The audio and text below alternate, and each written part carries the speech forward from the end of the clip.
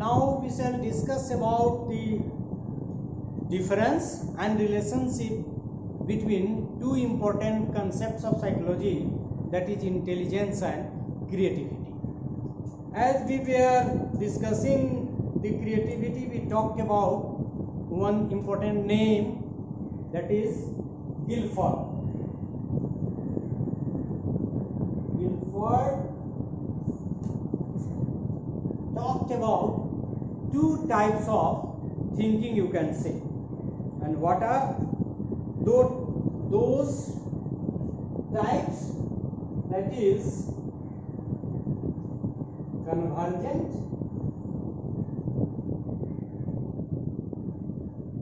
and divergent.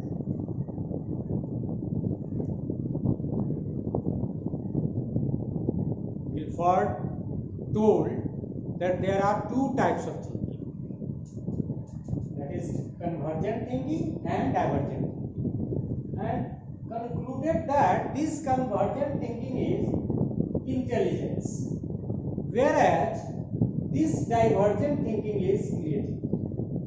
Let us see, rather let us try to understand the divergent and convergent thinking. So you can see, as most of you have read in physics, convergent and divergent thinking. You can see there is a point, you can say, on which so many rays are converging. So converging at a point. And there is another figure which is showing that from one point, that is P, so many rays are diverging. So in order to understand the types of thinking as narrated by Guilford, this is convergence, that is intelligence, and this is creativity. If we try to understand this concept in the language of a layman, we can say in intelligence there is one problem, and against one problem there is one solution. Whereas in creativity there is one problem, and against this one problem there are many solutions. जैसे एक item हम लेते हैं, intelligence का जो हम test लेते हैं, आप लोग दे के आए हैं, जनरल मेंटल एबिलिटी का टेस्ट आप हर परीक्षा में देते हैं, इवन बीएड एमएड वगैरह के एंट्रेंस टेस्ट में और हर जगह है, इवन क्लिनिकल एग्जाम में, जिसमें आप देखते हैं कि ओड मैन आउट आप करते हैं, जिसमें आप देखते हैं कि इवन हिंदी से ले लें तो पर्यायवाची शब्द भी करते हैं, या फिर फिल इन दी ब्लैंक्स करते हैं, रीजनिंग करते हैं कि इनमें से कौन सा ऐसे जा रहा है तो लास्ट ऑप्शन कौन होगा फिगर के माध्यम से। तो वो इंटेलिजेंस का टेस्ट वैसे होता है। लेकिन जब हम इन क्रिएटिविटी का टेस्ट करते हैं तो हम आपसे क्वेश्चन पूछेंगे कि write as many as application of water you can write, पानी का कितना उपयोग किया जा सकता है। अब उसके उपयोग में जो आंसर है, पीने के काम आ सकता है, नहाने के काम में आ सकता है, और बहुत सारा उसका आंसर। तो एक्सप्लोर करना, इसी को गिलफर्ड ने कहा कि ये डाइवर्जेंट थिंकिंग। व्यक्ति जब किसी समस्या पर कई समाधान खोजने के लिए सोचना शुरू करता है तो उसको हम लोग डाइवर्जेंट थिंकिंग कह सकते हैं। तो एक तो कि डिफरेंस मुख्य रूप से यही है कि intelligence is A type of thinking that is convergent in nature, whereas intelligence creativity as a concept is divergent in nature. और हम लोगों ने यह भी समझने का प्रयास किया कि डाइवर्जेंट का मतलब क्या है, और आप याद रख सकते हैं कि one problem many solution, one problem one solution. तो कन्वर्जेंट में, इंटेलिजेंस में one problem one solution, one problem many solution. दूसरी बात, एक सिमिलरिटी हम यदि कहें तो दोनों को, इंटेलिजेंस और क्रिएटिविटी दोनों को हम लोग वर्बल और नॉन वर्बल के रूप में जिसमें हमने कहा था कि इसके रेस्पेक्ट में भी चूंकि मेजर करते हैं तो हम इंटेलिजेंस को वर्बल और नॉन वर्बल के रूप में भी डिफाइन कर सकते हैं। वर्बल इंटेलिजेंस किसी का कितना है और नॉन वर्बल इंटेलिजेंस कितना है, ये भी हम काम कर सकते हैं। So it may be also a type of intelligence, वहाँ भी हमने चर्चा कर दी थी। लेकिन यहाँ हम ये कहना चाहते हैं कि इंटेलिजेंस और क्रिएटिविटी रादर कन्वर्जेंट और डाइवर्जेंट थिंकिंग के बीच एक रिलेशनशिप या एक सिमिलरिटी भी है कि हम दोनों साइकोलॉजिकल एट्रीब्यूट्स को वर्बली मेजर कर सकते हैं और नॉन वर्बली भी मेजर कर सकते हैं।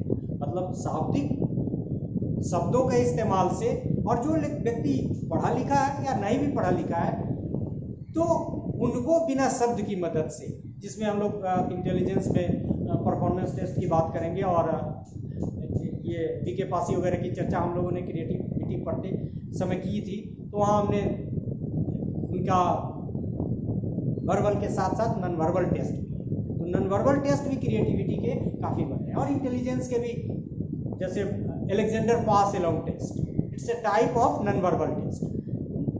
It means it is a type of similarity between intelligence and creativity as a concept, between convergent and divergent thinking as a concept, that both can be measured, rather defined in terms of verbal intelligence, non-verbal intelligence, verbal creativity and non-verbal creativity.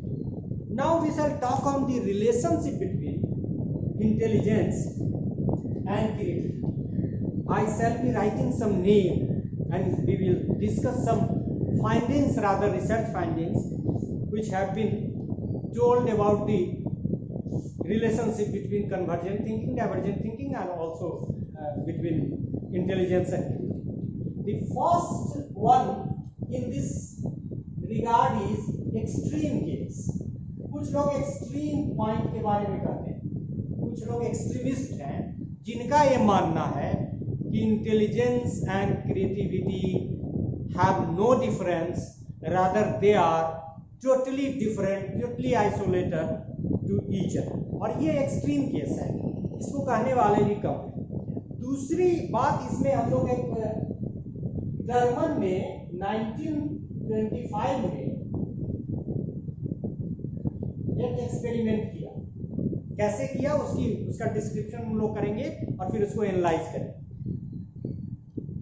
A high IQ has proven as insufficient for creativity ever since Terman's 1925 famous longitudinal study of 1528 highly gifted children, which had a mean IQ of 125। Mean IQ कितना था? 151। आप समझ सकते हैं, आप लोग basic idea IQ का रखते हैं कि 110 से लेके 120 या 90 से लेके 120 तक जब हम एवरेज इंटेलिजेंस मानते हैं, और 140 तो दूसरी कैटेगरी, मतलब हाई जीनियस वगैरह बहुत जगह उसको कैटेगराइज किया है, बहुत गिफ्टेड लिखता है। तो 1528 ऐसे आदमी का सिलेक्शन किया जिनका एवरेज IQ 151 था। मतलब IQ की दृष्टि से वो कितने हायर थे वो आप देख सकते हैं। लेकिन उन्होंने कंक्लूड क्या किया कि उनके बीच में रिलेशनशिप जो फाइंड आउट किया वो ये नहीं दर्शाता है कि हाई IQ वाले जो हैं वो हाई या ज्यादा creative. So a high IQ has proven as insufficient for creativity. मतलब इस स्टडी ने कहा कि high IQ is not sufficient for an individual to be a creative. और एक चीज और, इस स्टडी का जो दूसरा पार्ट है that is also very important. Most of them, देखिए कैसे सक्सेस से कोरिलेट की। Most of them achieved high occupational success in latter life but did not show noteworthy sign of creativity। मतलब जिन 1528 आदमी को 1520 1 आदमी के आईक्यू का मीन 151 जो हुआ था, उन लोगों को की जब बाद में स्टडी की गई तो देखा गया कि ये सारे लोग जीवन के विभिन्न क्षेत्रों में ऑक्यूपेशनली, प्रोफेशनली तो बहुत सक्सेसफुल हुए, लेकिन उन लोगों ने जीवन में ऐसा कोई इंपॉर्टेंट काम नहीं किया जिसको कहा जाए कि ये बहुत सिग्निफिकेंट है क्रिएटिविटी के पॉइंट ऑफ व्यू से। मतलब उन्होंने कोई इन्वेंशन, डिस्कवरी या कोई नया कंसेप्ट ऐसा नहीं दिया जिससे माना जाए कि उनका जो कंट्रीब्यूशन क्रिएटिविटी में है वो नोटवर्दी है। मतलब जर्मन के इस स्टडी से यह निष्कर्ष निकलता है कि इंटेलिजेंट होना क्रिएटिव होने के लिए सफिशिएंट नहीं है। जो इंटेलिजेंट है वो क्रिएटिव है, ऐसा हम कंक्लूड नहीं कर सकते। एक और स्टडी है जो टॉरेंस पे, टॉरेंस का भी बहुत काम है क्रिएटिविटी के फील्ड में। Perhaps it is 1967. Torrance, no, it's 1977. Guilford का 1977. टॉरेंस ने एक स्टडी की which was done in 1977. नहीं दिख रहा है अभी, हम थोड़ा उसको और सूख जाएगा तो और क्लियर कर देंगे, but you must remember is visible 1977. इन्होंने जो स्टडी की, इन्होंने क्या किया, find the median of 178 correlation coefficient between IQ and the TTCT, Torrance test of creativity. इन्होंने अपना एक क्रिएटिविटी का जो टेस्ट बनाया और आईक्यू मेजर किया, उन दोनों के बीच में 178 मीडियन वाले लोगों को के बीच में कोरिलेशन कोफिशिएंट निकाला और वो कोरिलेशन कोफिशिएंट का जो मान आया वो 0.20 आया, 0.20 आया। भीगे कपड़े से मिटा दिया थोड़ा लिखने में, बाद में उसको और क्लियर कर और रिपीट भी करेंगे उसमें। सो टॉरेंस ने क्या किया कि आईक्यू और अपने बनाए गए टॉरेंस टेस्ट ऑफ क्रिएटिविटी के बीच 170 median of 178 correlation coefficient between, मतलब कोरिलेशन कोफिशिएंट आईक्यू और टॉरेंस टेस्ट ऑफ क्रिएटिविटी का, जिसमें मीडियन का भी ध्यान रखा 178, तो उसमें यदि आप सामान्य भाषा में समझना चाहिए तो ये कि आईक्यू का टेस्ट निकाला, आप मीडियन को भूल जाइए, बहुत सारे लोगों को स्टैट में कंफ्यूजन हो सकता है। तो इंटेलिजेंस आईक्यू का टेस्ट लिया और अपने क्रिएटिविटी टेस्ट का इस्तेमाल किया और दोनों के बीच कोरिलेशन कोफिशिएंट निकाला, तो द वैल्यू वाज लो, 0.20। ये लो मानते हैं क्योंकि वह स्टडी में कंक्लूड कर रहे हैं। यद्यपि हम स्टैट की दृष्टि से ये भी कह सकते हैं कि एन यदि काफ़ी हो तो निश्चित रूप से 0.20 भी एक ऐसा वैल्यू है जो स्टैटिस्टिक्स की दृष्टि से सिग्निफिकेंट हो सकता है।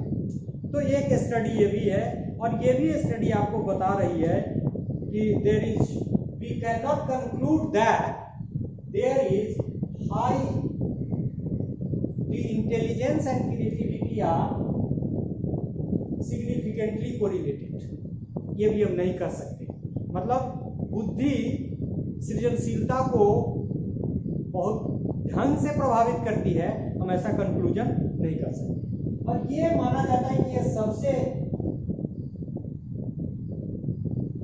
ज्यादा प्रचलित स्टडी है, गिलफोर्ड 1967। इन्होंने जो स्टडी की, ये इसको ज्यादा एक्सेप्टेंस, रादर अभी तक सबसे ज्यादा एक्सेप्टेड जो है उसमें ये है, इसको हम लोग लास्ट में कंक्लूड भी करें। इन्होंने क्या किया, कंक्लूडेड दैट, मतलब इन्होंने 1967 की अपनी स्टडी से कंक्लूड किया कि minimum level of IQ necessary for creativity but not sufficient.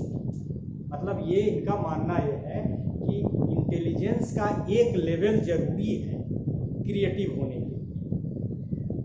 लेकिन जो उस लेवल या उससे ऊपर हैं वो ज़्यादा क्रिएटिव हैं हो ये जरूरी नहीं। जैसे मैथमेटिक्स जो पढ़े हैं वो तो क्लियरली समझ जाएंगे, necessary not sufficient. So we can conclude in the language of mathematics कि intelligence is a necessary condition for creativity but not sufficient. It means कि इंटेलिजेंट होगा तो क्रिएटिव हो सकता है, लेकिन इसकी गारंटी नहीं है कि हर परिस्थिति में इंटेलिजेंट व्यक्ति या ज़्यादा इंटेलिजेंट यदि है तो वो क्रिएटिव होगा। इसको हम लास्ट में थोड़ा और अपनी भाषा में कंक्लूड करें। Creative achievement below the minimum level of IQ is impossible.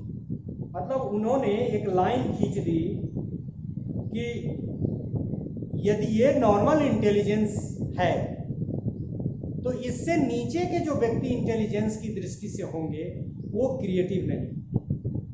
मतलब क्रिएटिव होने के लिए बुद्धि की सामान्य मात्रा का होना जरूरी है, क्योंकि जो उससे नीचे के लोग होंगे वो क्रिएटिव नहीं, ऐसा गिलफोर्ड ने कंक्लूड किया। And this is widely accepted though there are scarce empirical study. मतलब इंपीरिकल स्टडी की इस तथ्य को स्वीकार करने में कि बुद्धि की सामान्य मात्रा का होना जरूरी है, बुद्धि की सामान्य मात्रा से नीचे के लोग सृजनशील नहीं हो सकते हैं, तथ्य को ज्यादा लोग स्वीकार करते हैं, लेकिन इसके पक्ष में इंपीरिकल स्टडी की बहुत कमी है जिससे ये जनरलाइज किया जा सके। मतलब ये कि इंटेलिजेंस और क्रिएटिविटी के इंटर रिलेशनशिप पे और अधिक काम करने की ज़रूरत है। बड़े व्यापक, बड़े थोड़ा सा लार्ज सैंपल वगैरह लेके इस पे काम करने की अभी भी ज़रूरत है, ताकि हम नॉट जनरल कंक्लूजन तो नियर टू जनरल कंक्लूजन पहुंच सके। एक और इसमें कंसेप्ट है हेज का, हेज 1989, हेज YES, लेकिन इसको पढ़ते हैं हेज 1989। ये हेज की जो स्टडी है, hedge doubted intrinsic links between creativity and intelligence. उन्होंने मतलब उनको डाउट है, मतलब ये नहीं कह रहे हैं कि नहीं है, डाउट है कि है, मतलब हो भी सकता है नहीं भी हो सकता। So doubted intrinsic links between creativity and intelligence. Intrinsic आंतरिक कि मतलब कोई बच्चा यदि जन्म लेता है इंटेलिजेंट तो वो क्रिएटिव भी होगा, वो इस पे डाउट करते हैं। उनके मतलब दोनों के रिलेशनशिप आंतरिक है, इस पे उनको संदेह है।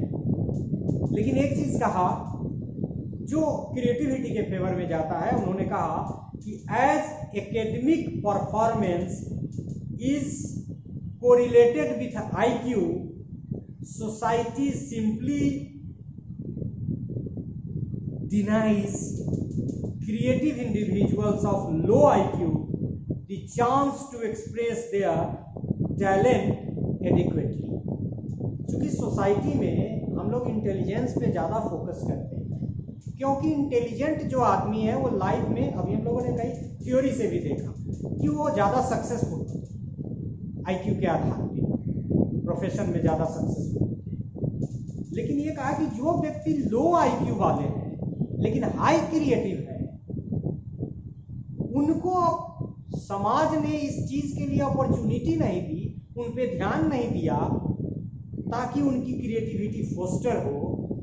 ये एक कारण हो सकता है जिससे क्रिएटिविटी रादर लो इंटेलिजेंस और क्रिएटिविटी, ये नीचे के नहीं करे, लो डजंट मीन कि नॉर्मल से नीचे, लो इंटेलिजेंट वाले लोग जो हैं उनकी क्रिएटिविटी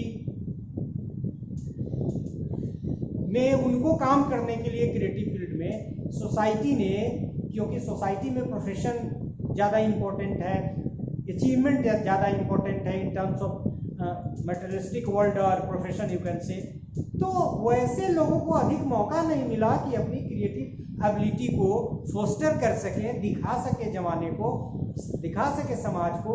इसीलिए जो फील्ड है दिस इज लेस एग्जॉस्टेड, मतलब कहा कि चूंकि क्रिएटिव लोग, इंटेलिजेंट व्यक्ति जो क्रिएटिव है उन पर समाज ध्यान इसलिए नहीं देता है कि हाई इंटेलिजेंट ग्रुप जो है वो लाइफ में ज़्यादा सक्सेसफुल है, और चूंकि वो लाइफ में ज़्यादा सक्सेसफुल हो जाता है तो हाई इंटेलिजेंस पर तो ध्यान दिया जा सकता है, लेकिन जो लो इंटेलिजेंट आदमी है जो हाई क्रिएटिव हो सकते हैं उस पर वो फील्ड एग्जॉस्ट नहीं होगा। तो इस तरह से हम लोगों ने एक्सट्रीम केस देखा, टर्मेंट के बारे में देखा, ये भी इनसफिशिएंट माना, फिर टॉलरेंस के बारे में भी देखा कि बहुत हाई नहीं है, इसे कंक्लूड नहीं कर सकते। लेकिन गिलफर्ड यह चीज़ मानते हैं कि optimum level of intelligence is a must, मतलब बुद्धि की सामान्य मात्रा का होना सृजनशीलता के लिए जरूरी है। और यदि इस दृष्टि से हम कहें और टर्मन के क्लासिफिकेशन को माने, जो नीचे का क्लासिफिकेशन उन्होंने जो नॉर्मल से नीचे का क्लासिफिकेशन किया है,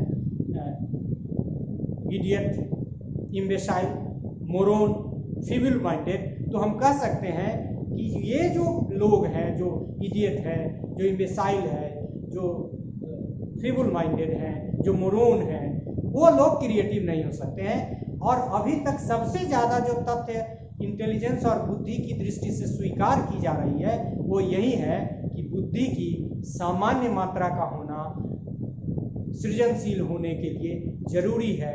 लेकिन जो व्यक्ति बुद्धि की दृष्टि से अधिक, सामान्य व्यक्ति से अधिक बुद्धिमान है, वह सामान्य व्यक्ति से अधिक सृजनशील होंगे, यह जरूरी नहीं। So the optimum level of intelligence is essential to be creative.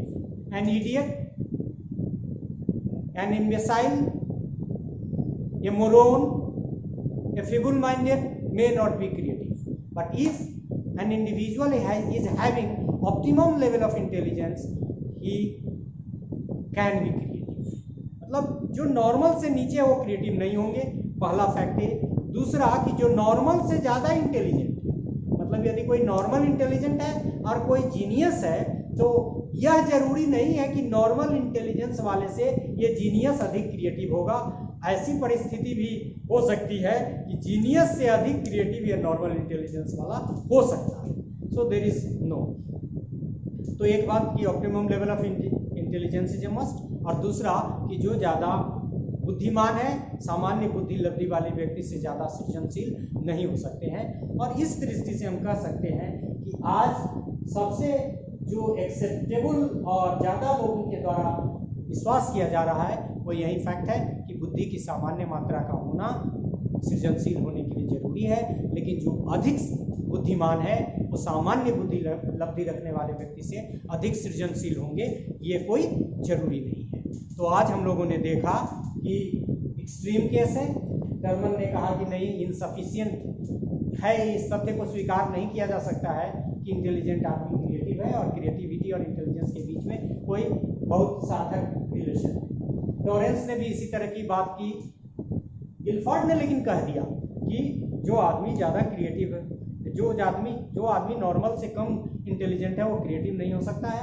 और फिर एक बात हम लोगों ने और कंक्लूड की, not through the study of this Guilford but few other study, कि जो जीनियस है वो कोई ज़रूरी नहीं है कि एवरेज इंटेलिजेंट व्यक्ति से ज़्यादा क्रिएटिव हो। और फिर एज की जो बात भी हमने कही कि ये जो फील्ड है, क्योंकि जो लो लेवल इंटेलिजेंट लोग हैं और उनका हाई क्रिएटिव है, क्योंकि उनका इंटेलिजेंस कम है, उनकी लाइफ में सक्सेस नहीं हुआ तो उनकी क्रिएटिविटी ज़्यादा हो सकती है। इस एरिया को एडजस्ट नहीं किया गया।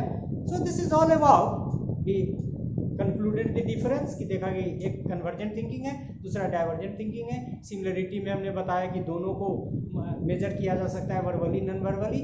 और फिर ये रिलेशनशिप में हमने विस्तार से देखा कि कैसे, और फिर अंत में कंक्लूड किया कि बुद्धि की सामान्य मात्रा का होना सृजनशील होने के लिए जरूरी है।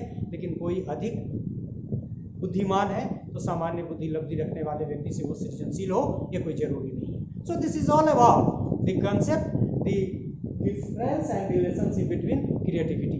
Thank you.